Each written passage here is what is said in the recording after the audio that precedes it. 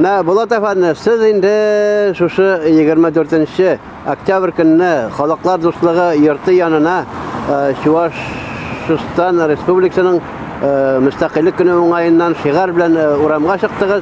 Менә татар егетенә ни өчен шушындый шигар белән чыгарга кирәк иде?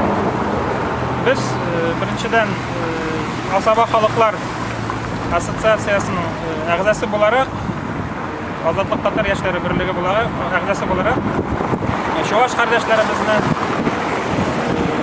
кутламакчы идек. 25 ел элек бу көндә Чувашстанда дәүләт суверенитеты кабул ителде. Бүгенге көндә бик киң бәйрәм ителмәсә дә бу көн без аларга теләктәшлек белдереп котларга чыктык. Менә сезнең инде шушы Чуваш халкы белән Чуваш милли хәрәкәте вәкилләре белән элемтәләрегез бармы һәм нинди? Элемтәбез бик яхшы. Дәвамлы аралашып торабыз, бергә эш алып барабыз. Шушы җирле Асаба халыклар ассоциациясе вәкиле буларак, алар да бу ассоциациянең вәкилләре. 30 көнне алар да безгә теләктәшлек белдереп кутлаганнар иде безне Татарстан дәүләтенең, Татарстан Республикасының суверенитеты көне белән.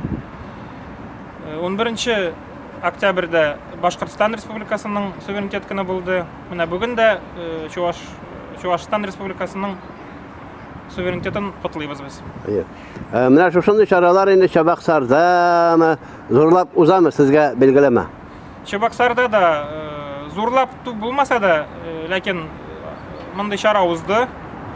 Чуваш халкы вәкилләре урамга чыктылар һәм моны бәйрәм иттеләр.